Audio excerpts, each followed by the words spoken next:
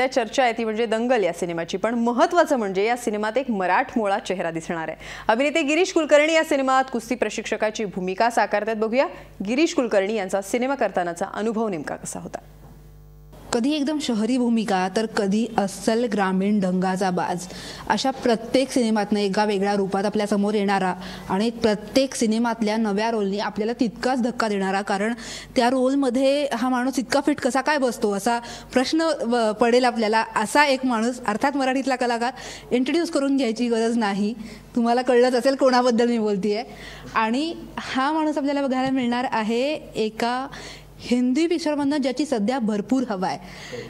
दंगलसारखा cinema आणि कोचची भूमिका, म्हणजे गिरीश कुलकर्णी आणि कुस्तीचा कोच, हेच कॉम्बिनेशन मुळात लोकांना पचायला जड जाणार आहे. पण काय म्हणजे कसा हा रोल मिळाला मुळात, आणि काय कोच, कुस्तीचा कोच हा काय अनुभव आहे. माझा अप्रोच त्याच्यामध्ये अतिशय चाइल्ड लाईक क्युरिओसिटीचा होता की मला एक्झॅक्टली तू म्हणली तसं की कुस्तीचा कोच ही काय भानगड आहे.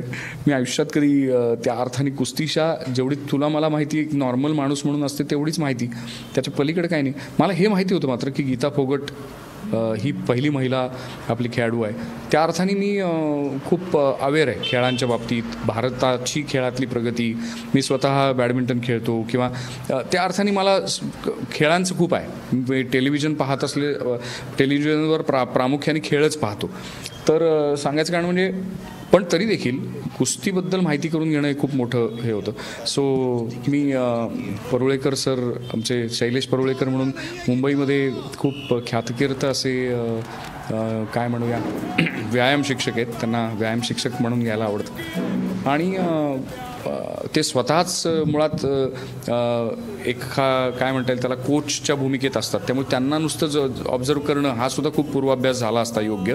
पण तरी त्याच्या पलीकडे जाऊन त्यांनी मला समजावून सांगितलं की कोच नेमका म्हणजे त्याचं काय कॉन्स्टिट्यूशन काय असतं, त्याचं विचारचक्र काय असतं, त्याची बॉडी लँग्वेज काय असते, तो काय पद्धतीने बोलतो, तो काय, त्याचं लक्ष कुठे असतं, त्याचे मॅनरिझम्स काय असतात, एन नंबर ऑफ थिंग्स.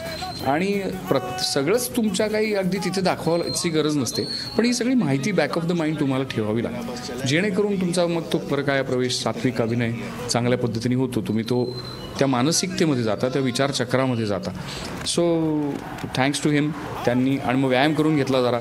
मी काही असं फार शरीर वगैरे कमवणारा असा माणूस नाही, पण ते मला फटके देऊन त्यांनी करून घेतलं माझ्याकडनं. सो इट वॉज, ते खूप शिकण्यासारखं होतं.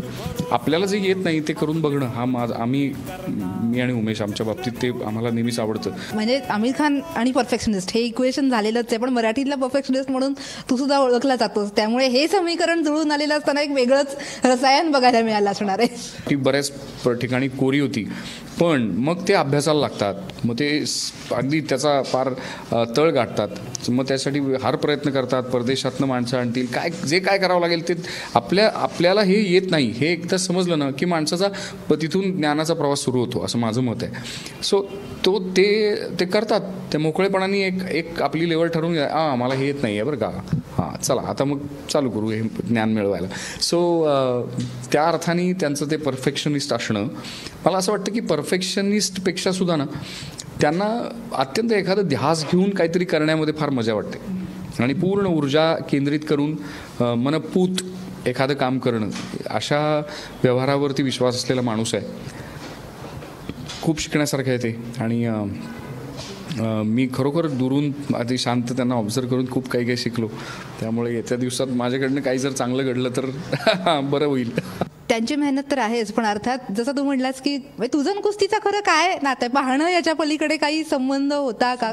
कोचची भूमिका करताना तू जसं सांगितलं की तू शिकायचा प्रयत्न केला, लोकांची चर्चा केली, पण त्याही पलीकडे जाऊन तो खेळ समजून घेणं ही प्रोसेस खूप वेगळी असणार.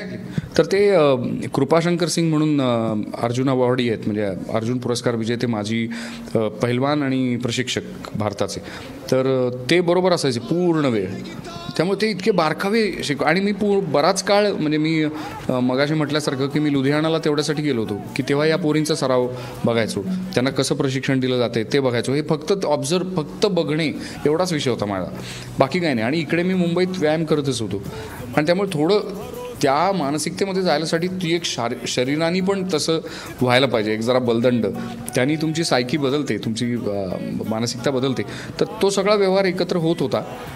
फार मला एक सगळ्यात महत्त्वाची गोष्ट लक्षात जी आली ती की कुस्ती हा खेळ आपल्याला एक प्रचलित समज आहे ना, त्याला काही डोकं फार लागत नाही, बलदंड शरीर, असं अजिबात नाही. मला असं वाटतं की अगदी बुद्धिबळा इतकं नसेल, पण प्रचंड बुद्धिमत्ता लागते. पुण्याहून नितीन नगरकर सह प्राची कुलकर्णी, महाराष्ट्र वन.